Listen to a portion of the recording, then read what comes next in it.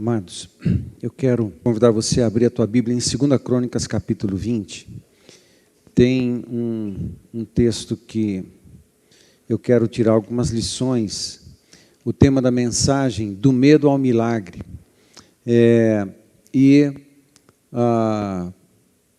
Eu agradeço a Deus quando Ele coloca uma impressão, uma palavra, uma ideia, uma sensação no meu coração, e isso com o tempo vai se transformando e se estruturando numa palavra, numa mensagem, e a gente vai entendendo o que é que Deus está querendo falar. Mas eu fico muito grato quando a gente vem para cá, e isso acontece com muita frequência, quando as canções que são escolhidas, elas se encaixam perfeitamente com aquilo que Deus está falando conosco. Então eu fico muito feliz, porque Deus colocou no coração do nosso Ministério de Louvor canções cujas letras têm a mesma mensagem que eu vou pregar.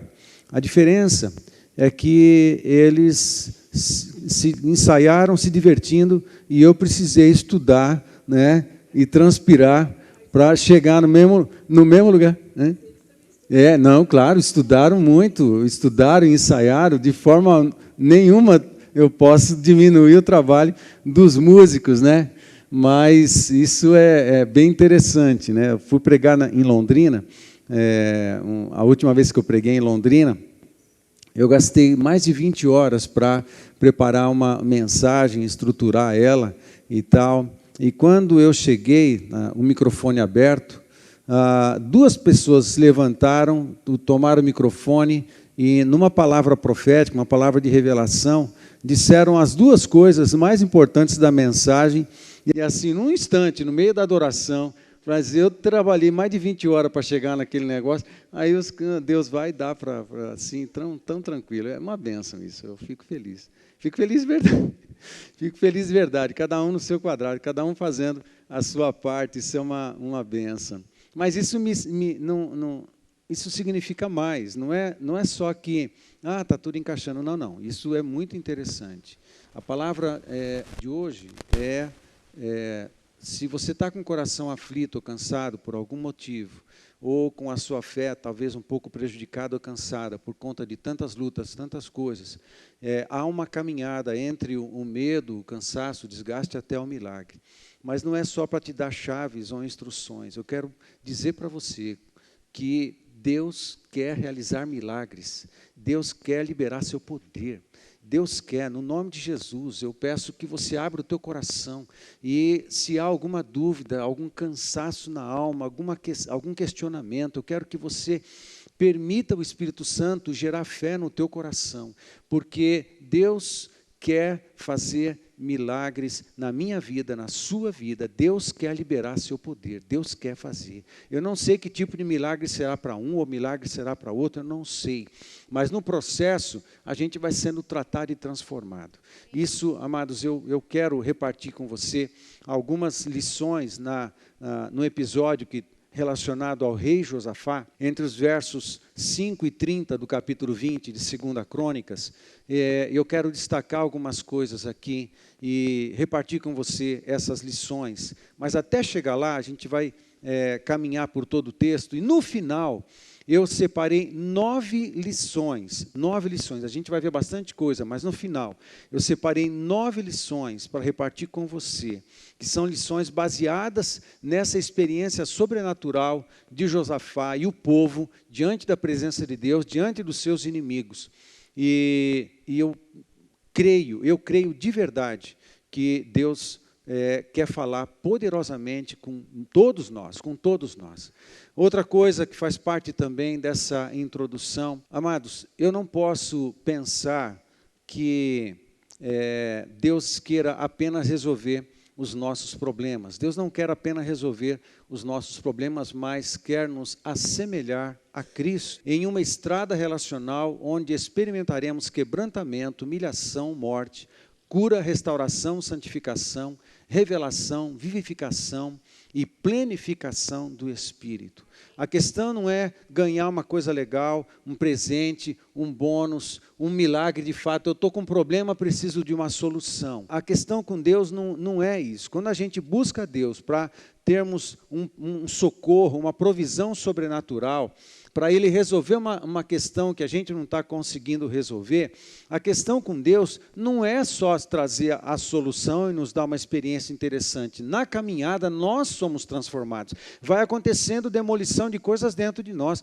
vai acontecendo transformação dentro de nós, tem milagre que vai acontecendo dentro de nós. Não é só o problema solucionado, é a minha vida sendo moída muitas vezes, cristificada, sendo moída, esmagada, virando suco. Eu tenho uma mensagem que eu preguei baseado no Getsemane, que tem essa temática, né? Virando suco. Quando Deus esmaga a gente, tira um caldo da nossa vida, mas com o propósito de mortificar a nossa carne, aquilo que não é de Deus, aquilo que não sobra para a eternidade, para edificar em nós aquilo que sobra para a eternidade, aquilo que está relacionado com a pessoa de Jesus Cristo. Amém? Então, o que eu quero repartir com você não são chaves. Olha, o segredo do milagre não é isso. Embora o que eu vou repartir com você, num certo sentido, joga luz nisso. Eu posso pisar nesses passos, eu posso caminhar nesses passos, mas entenda, a caminhada também é uma caminhada de tratamento. A caminhada para o milagre, ela em si, a própria caminhada é uma caminhada de mortificação, uma caminhada de tratamento, uma caminhada de milagres internos que vai acontecendo no nosso coração. Quando empreendemos uma caminhada entre o medo e o milagre, provaremos, além dos milagres fora de nós, milagres dentro de nós, quando vermos os inimigos internos vencidos, ok? E Jesus sendo engrandecido e governando dentro de nós, bem como fora de nós. Por isso, então, eu convido você a vir comigo, até que a gente chegue nas 9 lições que eu separei para compartilhar com você no final. Eu quero que você venha comigo nessa caminhada, e nós vamos ler a partir do verso 5 de 2 Crônicas 20, mas eu quero que você entenda o contexto até a gente chegar lá. Então vem comigo. Estão comigo, gente? Amém? Vamos seguir junto nessa caminhada? Muito bem. Salomão, eu voltei bastante, hein? Você viu que eu voltei bastante, né? De Josafá para Salomão. Eu voltei pelo menos uns 60 anos aí. Muito bem. Salomão, ele reinou entre 970 e 931 a.C., ok? Alguns anos depois, 60 anos depois, já com o reino dividido, o reino do norte e o reino do sul dividido, Josafá, ele foi um rei do reino de Judá. O reino de Judá era formado pelas 2 tribos, Judá e Benjamim, ficava mais perto da parte sul de Israel, a capital era Jerusalém, e o reino do norte era a mistura das 10 tribos que se desconfiguraram, né, por causa da mistura das tribos com o sangue de outras nacionalidades. Então elas foram, a tribo do norte foi se desconfigurando. E na tribo do norte, formada pelas 10 tribos de Israel, menos Judá e Benjamim, tinha uma capital, a capital era Samaria, e assim houve um rei em Israel e um rei em Judá. Josafá foi o 4º rei depois de Salomão, 4º rei em Judá, no reino de Judá. E em Israel, no tempo em que Josafá estava reinando, que é mais ou menos entre 870 a 848, você sabe, antes de Cristo, que é de trás para frente, né? Então, o número maior vem primeiro e depois o menor. Então, nesse período, provavelmente 60 anos depois de Salomão, nesse período, em Israel, já tinha passado pelo menos sete reis. E em todo o reinado de Josafá, tiveram em Israel 9 reis.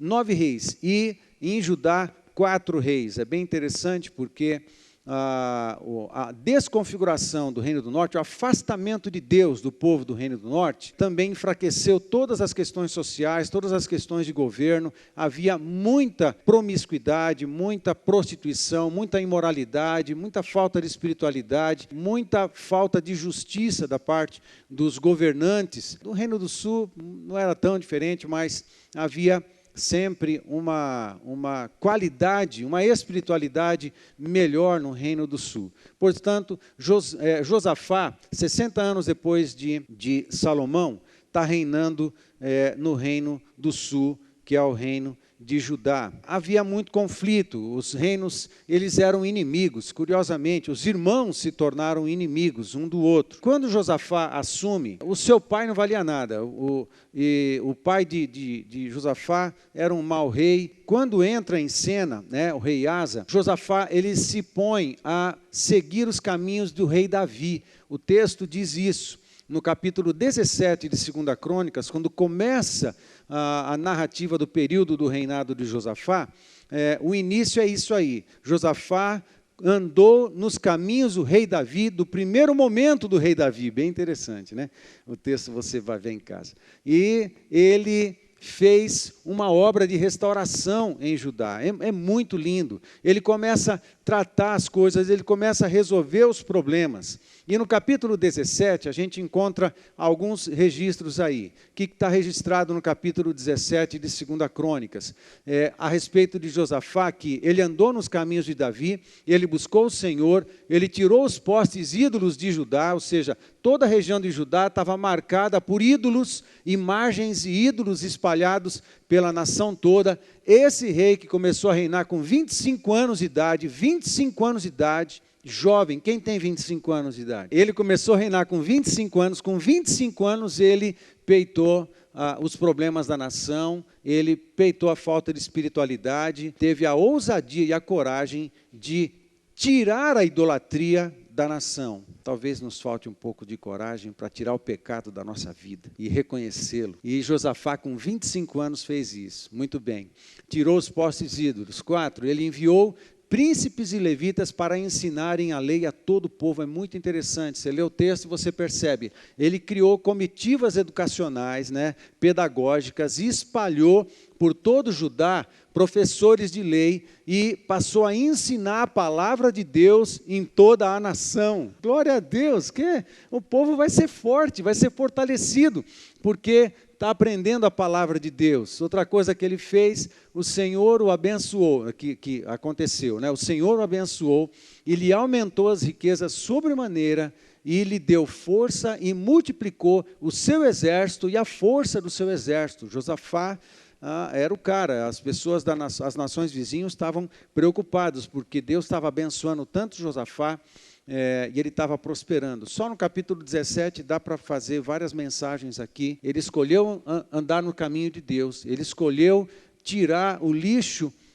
espiritual da vida, ele foi ousado para isso, ele buscou o Senhor em todas as coisas, investiu no ensino da palavra de Deus, ajudando o povo a crescer e a amadurecer, ajudando o povo a crescer e amadurecer. Ele não foi um líder manipulador, não foi um líder que controlava e dominava as pessoas, ele queria que o povo crescesse em conhecimento e crescesse na presença de Deus. Uau, que bênção! Aí qual foi o resultado disso? Deus olhou para esse cara e falou assim, eu vou abençoar esse cara, eu vou dar riqueza para ele, porque ele está fazendo coisas boas, eu vou abençoar essa família, e eu vou fazer ele forte, vou proteger ele ainda, os inimigos vão querer caçar ele, eu vou proteger ele, porque ele vai ser um baita instrumento para cumprimento da minha vontade. No capítulo 18 de 2 Crônicas, na narrativa sobre Josafá se alia a Acabe e é repreendido. Muito interessante. Acabe, nesse tempo, ele era o rei de Israel, o marido de Jezabel, era o pior, Acabe foi o pior dos reis de Israel, pior, não teve outro rei pior do que ele aceitou a bruxaria, ele aceitou o espiritismo, ele aceitou o pecado na nação, ele casou com uma feiticeira, Jezabel era uma feiticeira, ele se afastou dos caminhos de Deus. Nesse tempo, Elias e Eliseu eram os profetas. Só que Elias e Eliseu, eles eram os profetas do reino do norte. No reino do sul, no tempo de Josafá, não tinha um profeta canônico, ou seja, alguém que escreveu um livro, né? Nem Elias e Eliseu escreveram livros. A história deles está registrada em 1 Reis, Elias em 1 Reis, no finalzinho do 1 Reis, e Eliseu no comecinho de 2 Reis. Ali você vê a história desses dois profetas. Então, eles são contemporâneos. Josafá é contemporâneo de Elias e Eliseu e contemporâneo de Acabe. E Acabe se afastou de Deus. E Josafá, ele se fez parente de Acabe, casou com uma parente de Acabe, e de repente ele sobe, depois de alguns anos, ele sobe para o norte, para Israel, vai conversar com Acabe, e Acabe convida ele para entrar com Acabe numa guerra contra Ramote Gileade, que era um povo que ficava a leste do Rio Jordão, ali, né, na época de Jesus era Decápolis, aquela região ali a leste do Rio Jordão, bem próximo do Mar da Galileia, mais ao norte. E Josafá aceita lutar com Acabe contra Ramote Gileade. Os profetas alertaram, alguns profetas alertaram para eles não fazerem isso, mas tinha um mundo de profetas que ia falar com o rei e que comia da mesa do rei e que falava o que o rei queria ouvir. E todos os profetas de Acabe disseram: vai que você vai vencer. E Josafá, ele ficou meio desconfiado, mas acabou indo nessa ajuda, ajudando um homem que estava longe de Deus. Josafá ajudou um homem que estava longe de Deus. Josafá acabou ajudando um homem que estava longe dos caminhos do Senhor, que estava não só longe de Deus, ele estava prejudicando a nação e prejudicando as pessoas com toda a feitiçaria que ele mesmo autorizou e foi engolido por ela lá no território de Israel. E Josafá foi. Acontece que Acabe morre depois dessa investida. E Deus livra Josafá no capítulo 18 do que está acontecendo. E Deus livrou Josafá, né, por conta de uma vontade que Deus estava realizando na vida dele.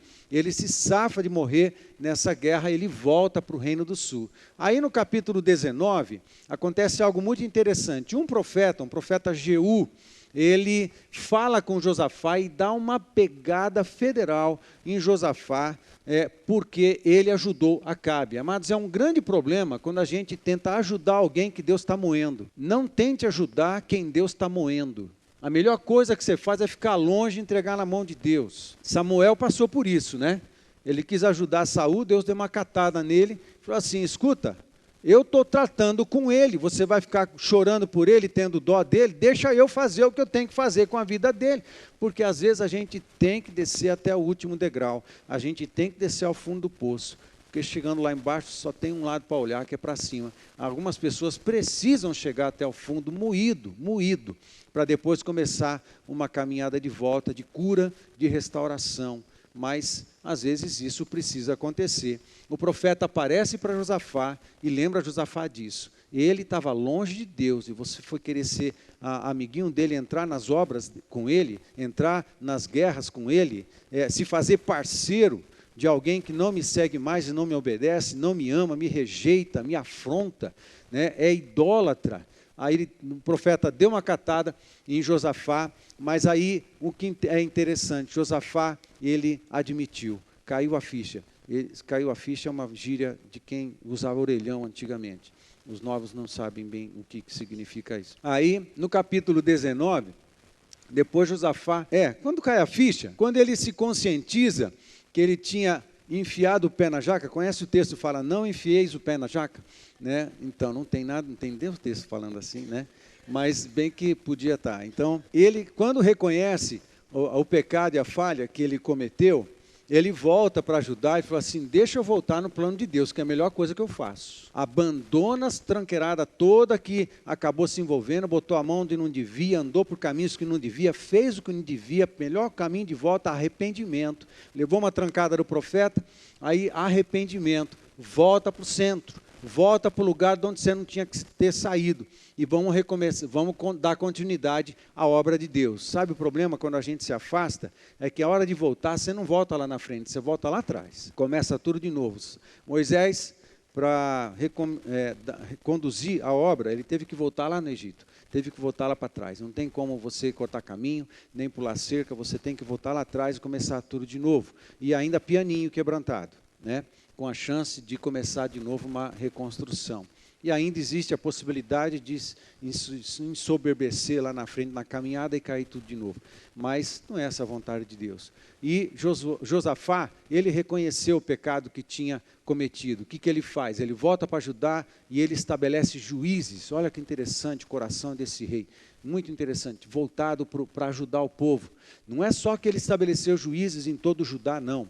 Ele não era no tempo dos juízes, ele estava no tempo da monarquia, né? Mas ele faz uma coisa que era bem próximo, bem parecido com o que havia no tempo dos juízes, quando os juízes julgavam todas as causas do povo, segundo Deus, segundo a vontade de Deus. Ele estabelece muitos juízes em toda a nação, e ele espalha esses juízes, mas não só vai lá e julga, ele deixou ordens explícitas para que eles fossem honestos, para que não aceitassem subornos.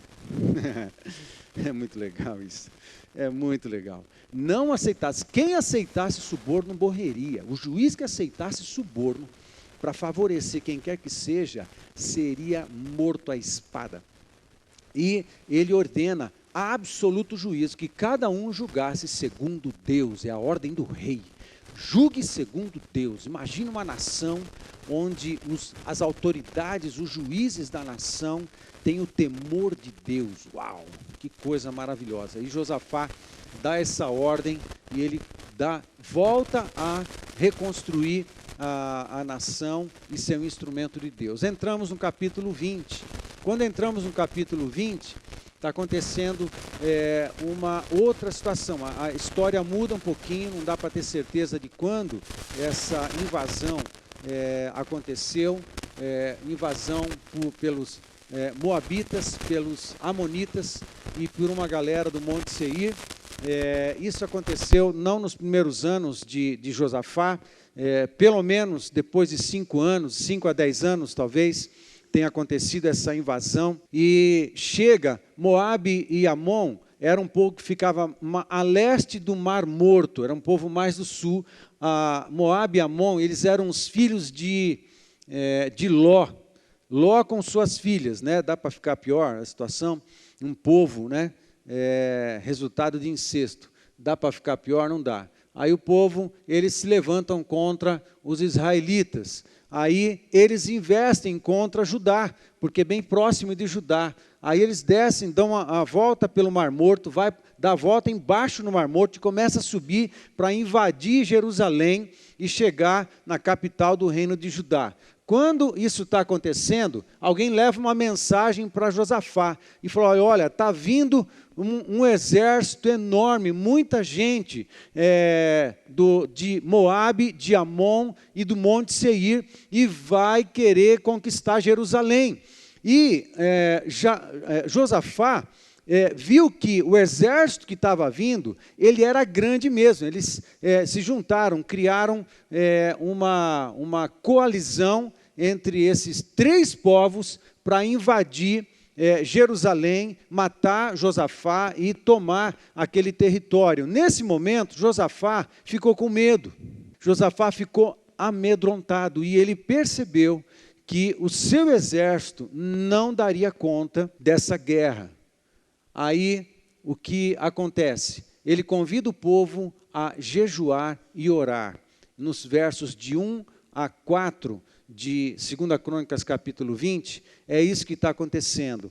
E quando o povo está junto em Jerusalém, vem gente para orar, de todo quanto é lugar da região de Judá, se reúnem em Jerusalém, e em jejum e oração, eles estão reunidos. O povo está reunido para orar e jejuar. Tem momentos na nossa vida, como igreja, que a gente tem que se reunir para orar e jejuar.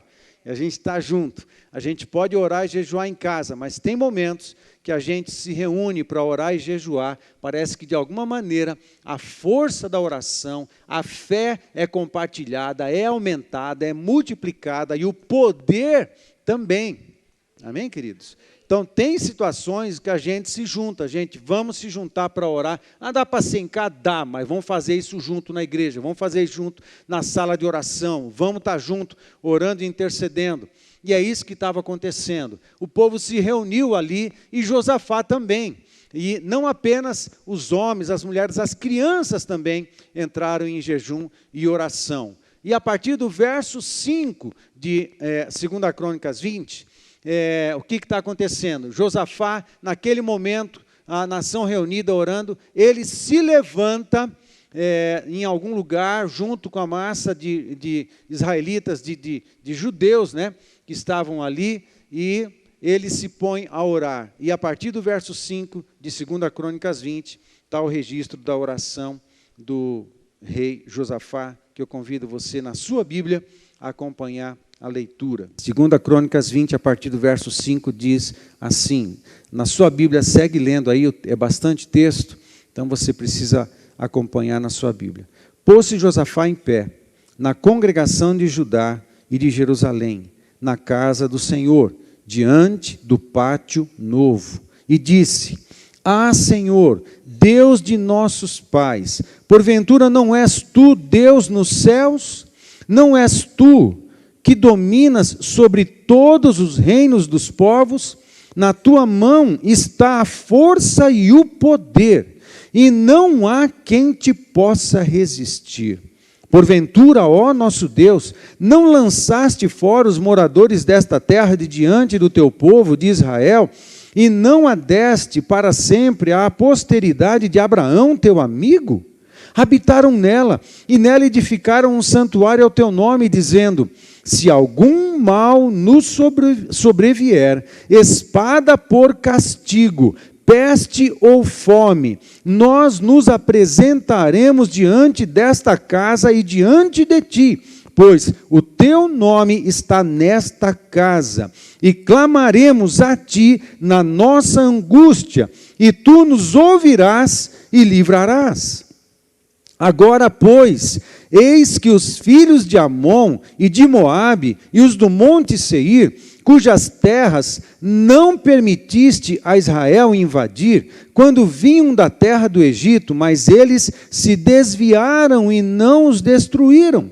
Eis que nos dão o pago, vindo para lançar-nos fora da tua possessão, que nos deste em herança. Agora olha o verso 12, a oração de Josafá termina no verso 12. Ah, nosso Deus, acaso não executarás tu o teu julgamento contra eles? Porque em nós não há força para resistirmos a essa grande multidão que vem contra nós, e não sabemos nós o que fazer. Porém, os nossos olhos estão postos em ti. Amém? Tem momento que a gente só tem que admitir isso aqui em oração. Nós não podemos, nós não sabemos, mas uma coisa eu faço. Eu ponho os meus olhos em ti. Faz toda a diferença. Mas eu vou seguir a leitura. Tendo todo o Judá, estava em pé diante do Senhor, como também as suas crianças, as suas mulheres e os seus filhos.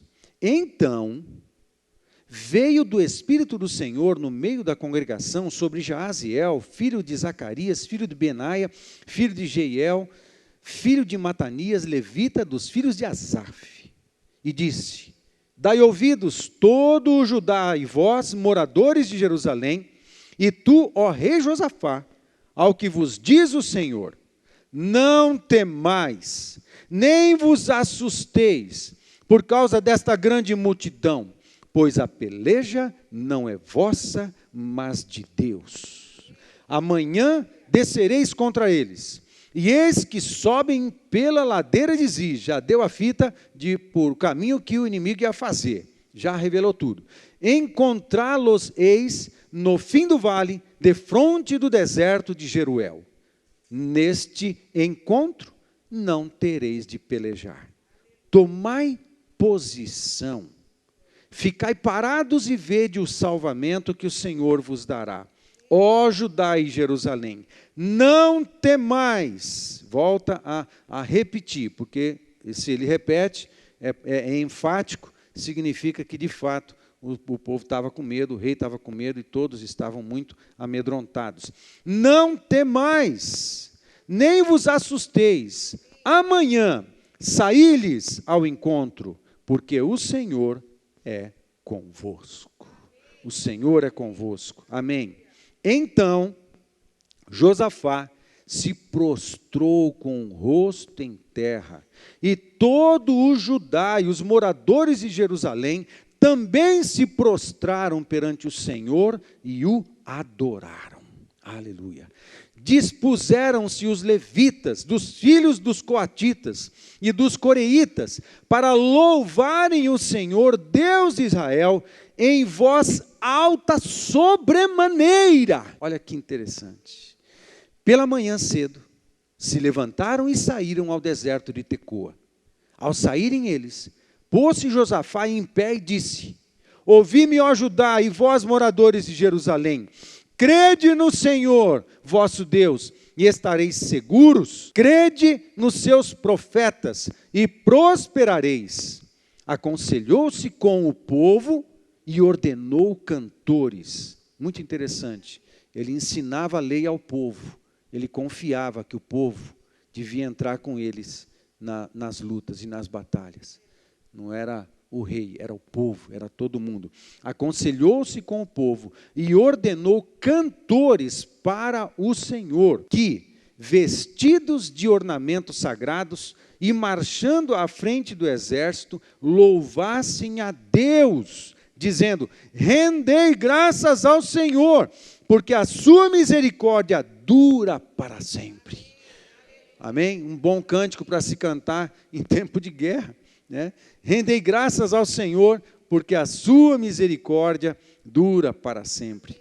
Tendo eles começado a cantar e a dar louvores, pôs o Senhor emboscada contra os filhos de Amon e de Moabe e os do monte Seir, e vieram contra Judá, e foram desbaratados, porque os filhos de Amon e de Moabe se levantaram contra os moradores do monte Seir, para os destruir e exterminar. E tendo eles dado cabo dos moradores de Seir, ajudaram uns aos outros a destruir-se. Tendo Judá chegado ao alto que olha para o deserto, procurou ver a multidão, e eis que eram corpos mortos, que jaziam em terra, sem nenhum sobrevivente. Vieram Josafá e o seu povo para saquear os despojos, e acharam entre os cadáveres riquezas em abundância e objetos preciosos. Tomaram para si mais do que podiam levar, e 3 dias saquearam o despojo, porque era muito. Ao 4º dia, se ajuntaram no vale de bênção, onde louvaram o Senhor. Por isso, chamaram aquele lugar de vale de bênção até ao dia de hoje. Então, voltaram todos os homens de Judá e de Jerusalém, e Josafá à frente deles, e tornaram para Jerusalém com alegria, porque o Senhor os alegrara com a vitória sobre seus inimigos. Vieram para Jerusalém com alaúdes, harpas e trombetas, para a casa do Senhor. Depois da bênção, eles voltam para a casa de Deus. Depois da bênção, eles voltam para adorar e cultuar. Eles se juntam com a casa de Deus. Veio da parte de Deus o terror sobre todos os reinos daquelas terras, quando ouviram que o Senhor havia pelejado contra os inimigos de Israel. Assim, o reino de Josafá teve paz, porque Deus lhe dera repouso por todos os lados. Senhor, ministra a nossa vida as lições desse episódio tão tremendo. No nome de Jesus, amém. Eu quero destacar esses 6 pontos com vocês. Não são as lições. Na verdade, esses pontos são os pontos, os destaques de toda a narrativa que eu acabei de fazer. E eu quero destacar e falar alguma coisa em cima de cada um desses pontos. Em primeiro lugar, a oração de Josafá, ele orou entre os versos 5 e verso 12. Não é só uma oração, essa oração merece algumas peculiaridades, uma observação nas peculiaridades da oração, porque tem revelação aqui, tem lições poderosas só dentro dessa oração. Então eu chamo a sua atenção, eu não vou parar muito nesses detalhes, porque eu vou até o final e eu separo as lições lá no final. Primeira coisa que eu destaco nessa oração de Josafá, né? É muito interessante a estrutura da oração, amados. Não é uma verborragia, quando você está na presença de Deus com o coração cansado, com dor e tal, e você chega na presença de Deus e despeja tudo, esperando que Deus faça alguma coisa. Tem estrutura. Quando você vai para a presença de Deus, do Todo-Poderoso, do Pai, você precisa entender o que é a oração, entender como que você fala, entender quando não existe um segredo, se eu falar errado, Deus não vai entender. Não é isso, não é isso. Mas existe uma estrutura, e eu quero compartilhar com você a estrutura da oração de Josafá, que fez toda a diferença para Josafá. Primeiro, na oração, ele lembra quem Deus é. Se você não sabe quem Deus é, você não consegue orar. Não há fé na oração. Você precisa saber quem Deus é. E você precisa admitir para você quem Deus é. Você precisa declarar na tua oração quem Deus é. Quantas vezes a gente não entra na oração já desconfiando que Deus não vai nem ouvir a gente? Às vezes a gente faz isso. Mas dá para mudar. Você precisa saber quem Deus é. E é o que Josafá faz. Quando ele começa, aqui ele fala no verso 6, por exemplo, Deus de nossos pais, porventura não és tu Deus nos céus? Não és tu Deus nos céus? Deus dos nossos pais. Não és tu Deus nos céus? Ele está dizendo quem Deus é. Ele está reconhecendo Deus, ele está reconhecendo a grandeza de Deus, ele está reconhecendo o poder de Deus, está reconhecendo a identidade de Deus. Não és tu que dominas sobre todos os reinos dos povos? Você tem que declarar isso e tem que acreditar nisso. O coração do rei está na mão de Deus, o coração do empresário está na mão de Deus, o coração do advogado está na mão de Deus, o coração do juiz está na mão de Deus, o coração do delegado está na mão de Deus, o coração do procurador está na mão de Deus, o coração do policial militar está na mão de Deus, o coração dos governantes municipais estão na mão de Deus, as pessoas estão na mão de Deus. Acontece que quando a gente crê, a gente aciona a mão de Deus, aí Deus age. Mas e se a gente não ora? Se a gente não crê? Se a gente não aciona a mão de Deus? A gente tem que saber quem é o nosso Deus. Na tua mão, verso 6 ainda, está a força e o poder, e não há quem te possa resistir. Ele tem um problema, e ele começa a oração declarando a grandeza de Deus, quem Deus é, o que Ele faz, e já diz, ninguém pode resistir se o Senhor agir. Então eu vou na tua presença e vamos ver o circo pegar fogo. Porque eu vou expor a nossa situação, a nossa fraqueza, mas também os nossos problemas, os nossos inimigos diante do Senhor. Né? Então, isso é muito interessante. Então, quem Deus é? Essa é a primeira coisa da oração de Josafá, e que é importante para nós. Segunda coisa, o que Deus tem feito. Quando ele fala assim, o Senhor tirou o povo lá do passado, botou nessa terra, o Senhor está realizando uma obra. Deus está realizando uma obra, e Ele não vai parar essa obra. Quando você para pensar o que é que Deus está fazendo, você percebe uma linha. Opa, aconteceu uma coisa esquisita aqui, está querendo abalar a nossa fé, mas espera um pouquinho, vamos ver o que é que Deus está fazendo. Deus está fazendo isso. Ele vai dar continuidade. Quando a gente para observar o que Deus está construindo, o que Deus está fazendo, a nossa fé é alimentada, porque eu posso crer que Deus não vai perder a viagem, Deus não vai deixar a sua obra por fazer, Deus não vai mudar o curso, Deus vai superar, vai dar força, vai agir, porque Ele vai continuar uma obra. O que Deus tem feito, isso é muito importante na oração. Eu não sei nada da minha vida. Para e pensa, o que é que Deus tem feito na sua vida? O que é que Deus tem moído na sua vida? O que é que Deus tem falado com você nos últimos anos? O que Deus tem alertado você? Quais são as coisas que Ele já falou e você não está dando muita atenção? O que é que Deus tem feito, falado e tem feito? Isso é muito importante para a retomada. Amém, queridos?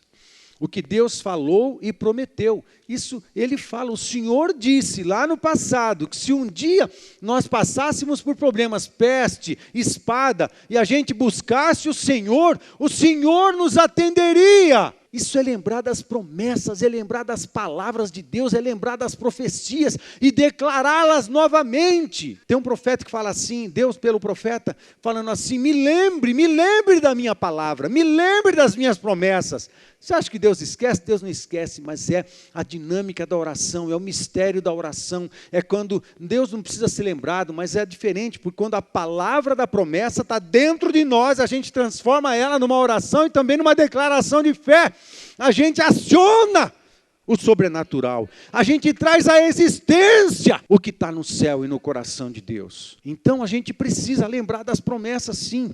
Aí ele faz isso. Quarta coisa, ele apresenta o problema. Ok, Deus, eu sei quem o Senhor é, eu sei que o Senhor tem feito, lembra das promessas, o Senhor diz tantas coisas, e eu quero ver essas promessas cumpridas. Mas agora a gente tem um problema, e apresenta o problema para Deus. Amém? E fala dos ataques desses 3 povos aí. Muito bem. Quinto, o pedido de socorro em humildade. Aí ele vai e faz o pedido a Deus, apresenta, Pai, está acontecendo isso. O nosso pedido, Pai, porque nós não temos força, verso 12, nós não temos capacidade, mas os nossos olhos estão em Ti. Amém? Apresenta o pedido de socorro em humildade, ele faz a confissão da fraqueza e dependência de Deus, e ele finaliza a oração com uma declaração de fé exclusivamente em Deus. A gente não pode, mas os nossos olhos estão em Ti, e a gente confia no Senhor. E a gente sabe que o Senhor é Deus de milagre. E o Senhor, a gente confia que o Senhor vai cuidar de nós. E o Senhor vai fazer o que a gente não conseguiu até agora e também não vai conseguir. Então nós descansamos no Teu poder. Só isso que a gente faz. A gente descansa no Teu poder. Amém, queridos? Muito bem. Aí eu entro numa segunda parte de todo esse texto que nós lemos, que é a resposta de Deus. Amém, queridos? Deixa eu dizer uma coisa para você, antes disso. Às vezes, domingo passado eu mencionei isso um pouco também, eu disse que eu não tenho todas as revelações a respeito do que, nos dilemas da nossa vida, na nossa relação com Deus, o que é que eu posso fazer, o que é que Deus é que vai fazer. Eu queria ter uma cartilha assim, olha, exatamente isso aqui, você faz isso aqui e Deus faz isso aqui e dá tudo certo. Sabe, eu não sei te dizer. Eu não sei te dar essa resposta, mas eu sei o lugar em que nós encontramos essa resposta em cada situação da nossa vida. Eu não sei o que é, mas eu sei o lugar aonde a gente encontra essa resposta. E o lugar onde a gente encontra essa resposta é o lugar da oração. A gente tem que buscar Deus, até que Deus fale, porque vai funcionar de um jeito aqui, e depois vai funcionar do outro jeito aqui. Aqui com Josafá, rolou desse jeito aqui, mas aí com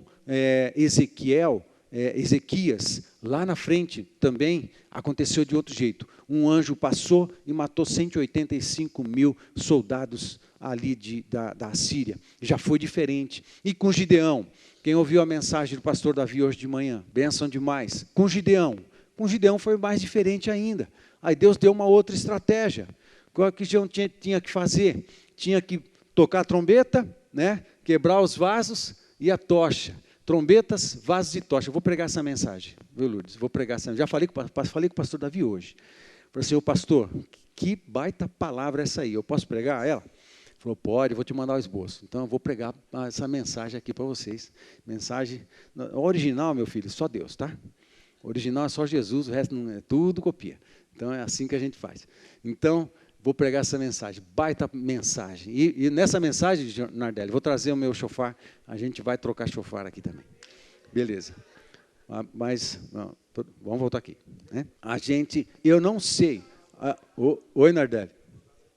Você vai trazer um vaso para quebrar? Então traz. A gente vai fazer uma festa aqui. Muito bem. Aí, gente, eu não sei, funciona de um jeito aqui, funciona de outro jeito aqui, e funciona de outro jeito aqui. Mas como é que você descobre o jeito? Só tem um lugar onde você vai descobrir o jeito. É o lugar da oração.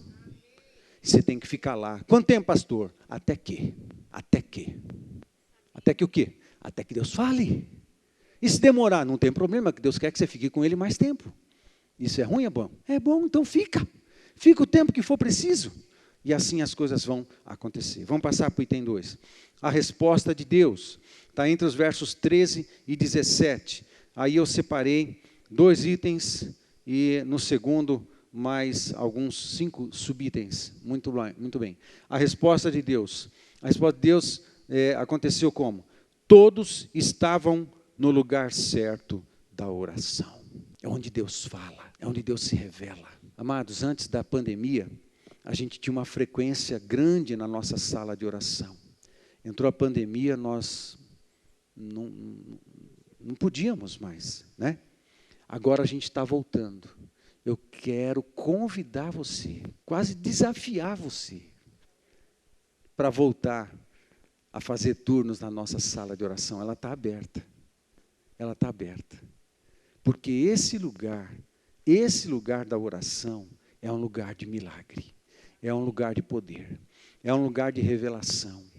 Ah, mas pastor, eu fico falando, quando eu acabo de falar, eu levanto e vou embora. Não, oração não é assim. A oração você tem que dar um tempo para Deus falar. Tem um tempo que você fala quando você quiser. Mas na hora que Deus vai falar, você levanta e sai. Aí Deus fala assim, eu queria falar, até ia falar uns negócios, mas levantou e saiu, né? Aí você pode falar quando você quiser, mas depois você para ouvir. Fica quietinho, faz o que você quiser, meu filho. Até cochila no momento da oração. É um negócio que eu fazia, a coisa mais deliciosa é cochilar no lugar da oração, né? Lá em Londrina, no nosso ministério, aí o povo tudo está adorando e ia lá para dormir. Ou coisa mais deliciosa. Dormir no lugar de oração e de adoração. Fala a verdade. Tem um lugar melhor para você dormir e tirar um cochilo? Né? Mas eu orava. Eu fazia 2 horas por dia de turno de adoração e intercessão. Não vem me julgar, não. Né? Mas aí, como eu tinha mais tempo, eu ia cochilar. Eita, coisa boa. Cochilar no lugar onde está fluindo presença, onde está fluindo oração, onde está fluindo adoração, onde o Espírito Santo está se movimentando, onde os anjos estão lá. Me fala um lugar melhor para você dormir, meu. Né? Aí a gente estava lá, mas esse lugar da oração, você começa a adorar, e depois para ouvir, você começa a adorar, põe uma adoração e silencia a tua alma, ou então começa a ler um texto, a palavra de Deus, e Deus vai falar com você. A principal maneira que Deus fala com a gente é pela sua palavra. Aí começa a ler, faz a tua devocional. Amém, queridos? É assim, todos estavam no lugar certo da oração. 2, Deus responde por um adorador e servo. Por que eu coloquei adorador e servo? Geralmente a gente pensa, os levitas são os adoradores, e eram mesmo. Hoje a gente não usa essa expressão, porque o levitismo extinguiu.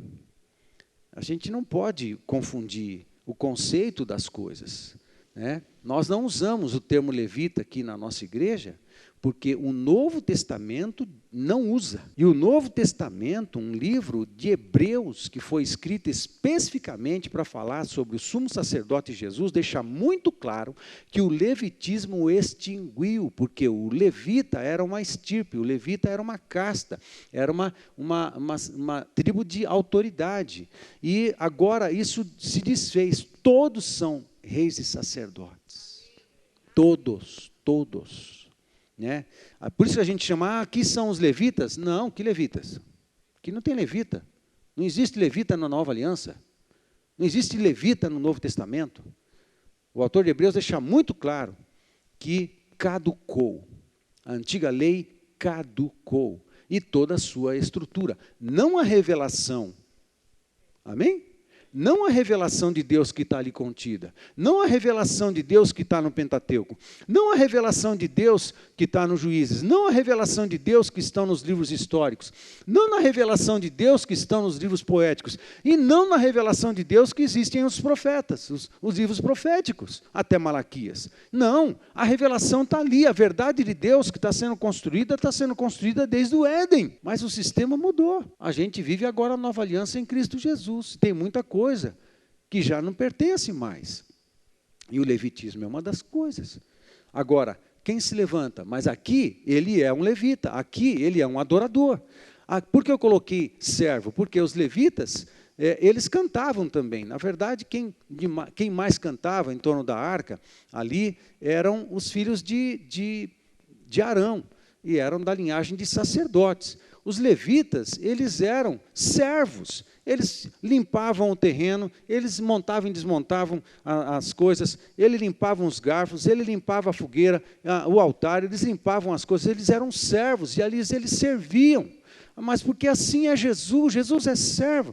Os adoradores e servos, né? Adorador e servo, esses ouvem Deus. Quem tem o coração cheio de amor pelo Senhor e adora, quer adorar, louva o Senhor, tem um coração inclinado ao louvor e adoração, esses se conectam com o trono. E aqueles que servem são mais parecidos com Jesus. Aqueles que são parecidos com Jesus ouvem o papai. Então esse camarada aqui, Deus levanta ele para dar resposta. E por ele, Deus fala algumas coisas. O que ele fala?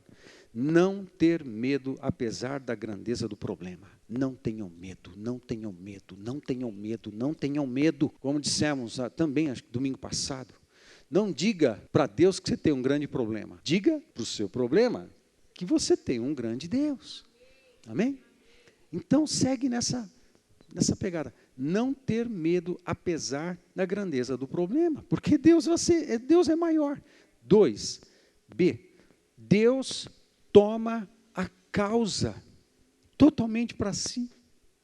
Quando você fala, Deus, eu não sou capaz, eu não tenho condições, mas meus olhos estão em Ti, meu coração está em Ti, minha mente está em Ti, eu não tenho o que eu posso fazer, está nas Tuas mãos.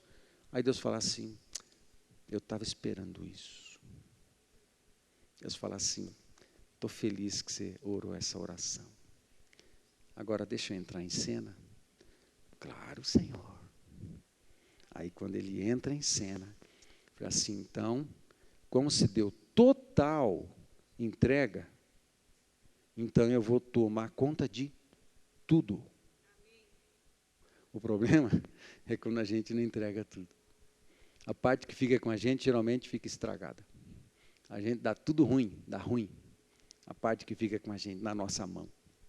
Mas quando se fala assim, tudo, aí você entra na presença de Deus para ouvir, porque tem um momento que ele vai falar, faça isso, você tem que obedecer. Aí, Deus toma a causa totalmente para si. Que coisa mais linda. Quem tem coisas que precisa entregar para o Senhor e quem precisa entregar totalmente? Quem? Amém. Todos nós temos. Que coisa. Deus orienta a tomar posição e observar a salvação. Olha aqui.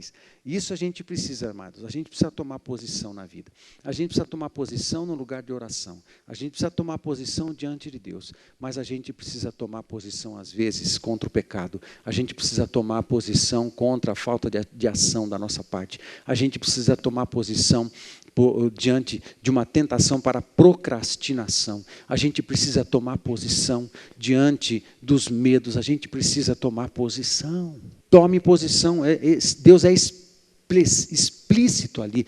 Tome posição. E tomar posição é posição de guerreiro. Estufa o peito, cara.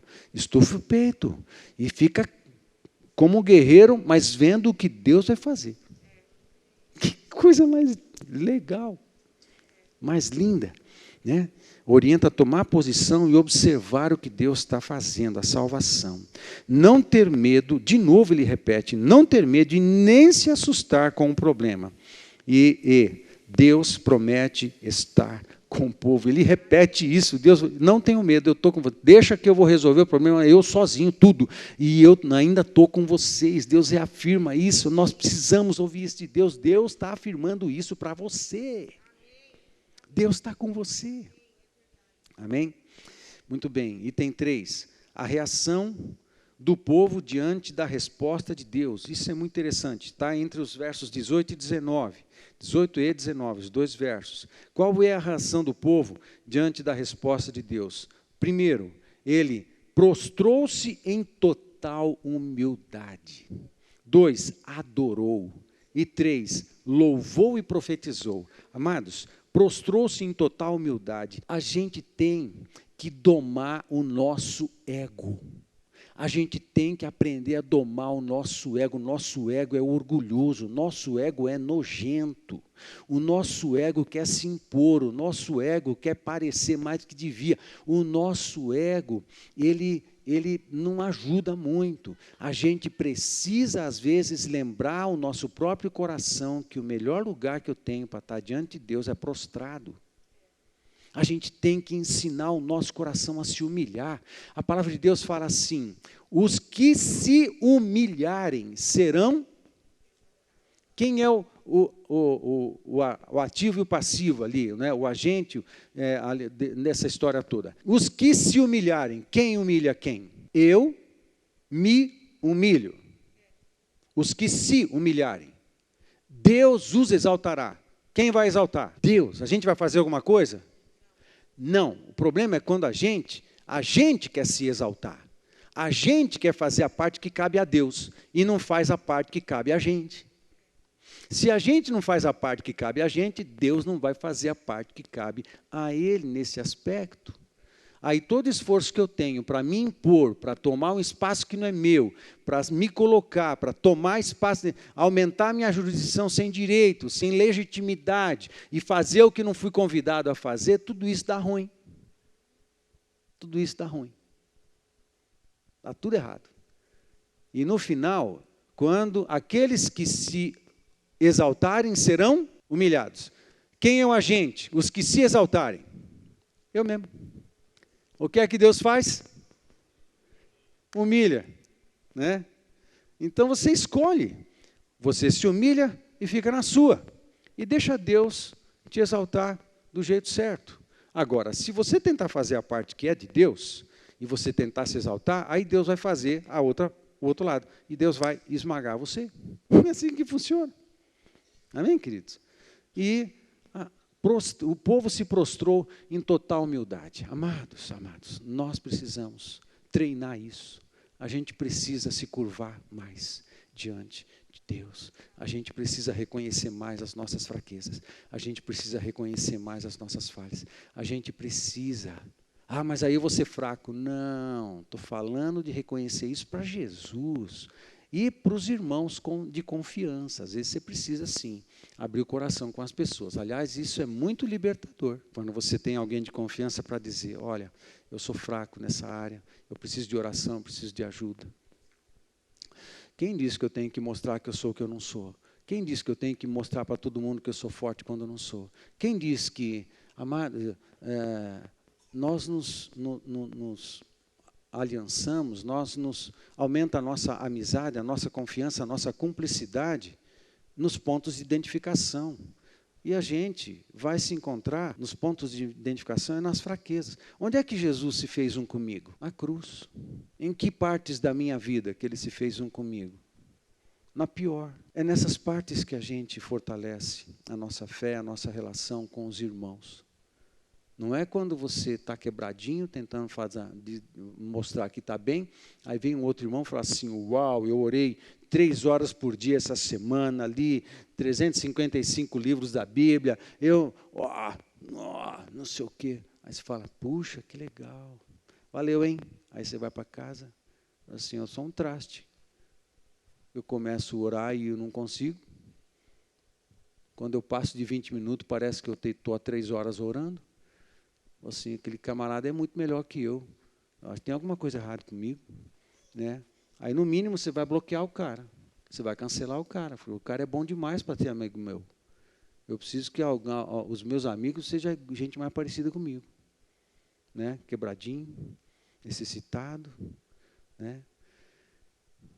Aí quando a gente tira a casca, a gente vê que todos nós somos tudo quebradinho. Todos nós precisamos orar mais. Todos nós precisamos ler mais a Bíblia. Todos nós estamos estragadinhos em muitas áreas da nossa vida e a gente precisa de Jesus, tudo igual. Todos nós precisamos de urologista, todos nós precisamos de mecânico, todos nós precisamos de farmácia, todos nós precisamos de roupa, nós temos uma série de necessidades. Né? Às vezes alguém abre a gente para tirar o que não presta. Né? E às vezes faz parte. Né? Na real, a gente precisa treinar a humildade um pouquinho mais. Amém, gente? Isso é libertador.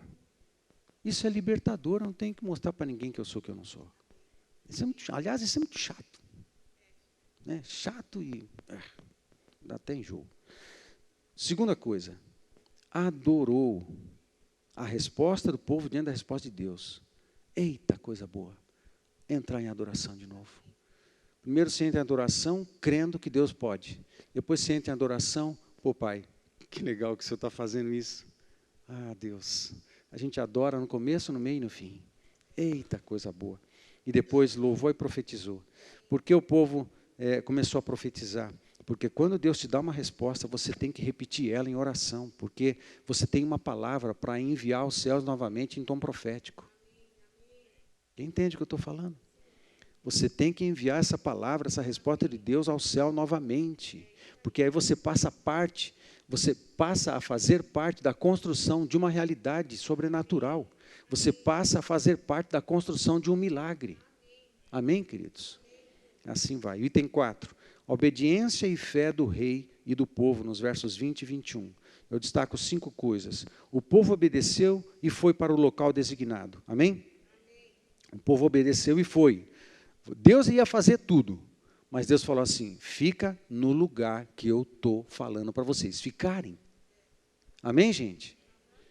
Que lugar é esse? Pode ser o lugar da obediência, pode ser o lugar da fidelidade, pode ser o lugar da fé, pode ser o lugar da oração, pode ser o lugar da adoração, pode ser o lugar de firmeza, pode ser o lugar de amor, pode ser o lugar de perdão constante. Um perdão hoje, amanhã, depois e outro dia também. É um lugar do perdão, é o lugar. Deus fala para a gente ficar em determinado lugar, fica nesse lugar. Amém, queridos? O povo obedeceu e foi para o local designado. 2. Declarações e reafirmações de fé. Isso se repete. 3. O povo participou da solução. O povo participou da solução. Isso é muito interessante. O louvor esteve à frente de tudo. Os adoradores foram à frente da guerra. Amado, você tem que pôr louvor antes da dor, antes da solução do problema. Põe louvor na frente. Ao invés do lamento e do choro, põe um louvor na frente disso. Amém? Põe um louvor diante do seu problema. Põe um louvor e comece a exaltar o Senhor, que é muito maior do que a luta, a dificuldade, muito maior que a guerra, muito maior que 200 mil soldados, é muito maior do que tudo isso, muito maior do que uma dívida, muito maior do que uma aflição. Põe louvor na frente. Amém, gente? E não lamento, nem reclamação, nem murmuração. Tira a murmuração, põe um louvor. Amém, queridos? E o povo fez isso. As declarações proféticas não cessaram. Muito interessante. Quando eles voltaram, né? Eles voltaram para, depois de tudo, eles não pararam de profetizar e de adorar. Não pode parar, amado, não pode parar. Sala de oração tem que continuar, a oração na tua casa tem que continuar, as tuas devocionais em família tem que continuar, as leituras devocionais tem que continuar, a leitura dos textos que a gente escolheu esse ano tem que continuar, a tua presença, você na presença de Deus no lugar certo tem que continuar. Amém, queridos? Tem que continuar. Item 5, a vitória milagrosa, nos versos 22 e 23. O que a gente destaca? O louvor confunde os inimigos nos céus. Quando eles se puseram a louvar, o texto é muito claro. Verso 22, tendo eles começado a cantar e a dar louvores, pôs o Senhor em emboscada contra os filhos de Amon, de Moabe, dos montes Seir, e vieram contra Judá e foram desbaratados. Se põe a louvar, a gente sabe que o louvor e a adoração é a maior arma de guerra, porque quando a gente louva e quando a gente adora, a gente põe os nossos inimigos não são pessoas, nossos inimigos são espíritos da maldade, potestades da maldade. Quando a gente adora, a gente põe os nossos inimigos que estão das regiões celestes em plena confusão. Amém, queridos? Então a gente tem que fazer isso, a nossa guerra funciona lá primeiro. Aí o louvor prepara o ambiente para o poder e o milagre. Depois o Senhor agiu e venceu, Deus é que agiu e venceu. Deus foi lá e fez tudo o que tinha que fazer. E o povo o que estava fazendo? Estava louvando. Em quarto lugar, o Senhor confundiu os inimigos na terra. A gente louva, aí os inimigos dos céus entram em confusão, dos céus das regiões celestes, né? Eles entram em confusão lá, para depois entrarem em confusão aqui. Estão tudo perdidinho, não sabe o que fazer. Porque quando os inimigos do céu são confundidos, aqueles que são escravos desses também são confundidos aqui na terra. Em último lugar, as bênçãos extraordinárias. Que coisa impressionante. 7 coisas eu destaquei. Deus eliminou o problema, Deus entregou os bônus do milagre, as riquezas, eram tantas que eles não conseguiam, 3 dias eles não conseguiram levar tudo, né? 3, um memorial em honra a Deus foi estabelecido, o Vale da Bênção. Todo mundo passou a conhecer aquele lugar, o lugar onde Deus nos abençoou. Deus tem que ser lembrado, meu amigo, amado. Deus tem que ser exaltado em todas as situações. O povo não parou de louvar e profetizar na casa do Senhor. Quando eles voltam para Jerusalém, eles se reúnem de novo na casa de Deus para continuar a adoração e para continuar a profecia. Amém, queridos? Isso não pode parar jamais. 6, o Senhor colocou temor nos inimigos. E 7, o Senhor deu paz por todos os lados. É interessante isso. Paz por todos os lados. Paz, paz, paz. Deus não envia paz. A paz, ela é Jesus. Deus não envia paz. Se Ele está, tem paz. Se Ele não está, não tem paz. Não é uma sensação, paz é uma pessoa. Ou ele está, ou não tem paz, porque a paz está associada a ele. Amém? Então assim é. Amém. Aí eu resumo tudo em 9 lições para vocês, e as 9 lições são as seguintes. Primeiro, quais as lições que a palavra de Deus nos dá quando estamos diante de problemas aparentemente grandes e insolúveis? Primeira lição, humilhem-se diante de Deus. Amém? Amém, gente? 2, fique no lugar certo, o lugar da oração. Amém? 3, nesse lugar da oração, exalte quem Deus é. Nesse lugar, lembre o que Deus está fazendo em você. Amém? Lembre o que Deus está obrando na sua vida. 5, nesse lugar, declare as promessas sobre si, as promessas de Deus, a sua palavra, o que você já ouviu de Deus sobre si, declare em tom profético. Amém? 6, preste atenção em Deus. Observe o que Deus vai estar fazendo, observe o que Deus vai fazer, presta atenção em Deus, não presta atenção no problema. O que Josafá falou? O problema é grande, mas os nossos olhos estão em... Presta atenção em Deus. Amém, querido? Muito bem. Presta atenção em Deus. 7, quando Deus falar, obedeça. Se você não obedece, trava. Amém? Obedeça. 8, em gratidão, não cesse de adorar e profetizar. Adoração e profecia são as 2 pernas do corredor. Amém? As 2 pernas do corredor, adoração e profecia. Tem que ter as 2. Com as 2 você corre e vai longe. 9, usufrua do milagre e da paz que somente Jesus pode dar. Fica de pé, vamos orar.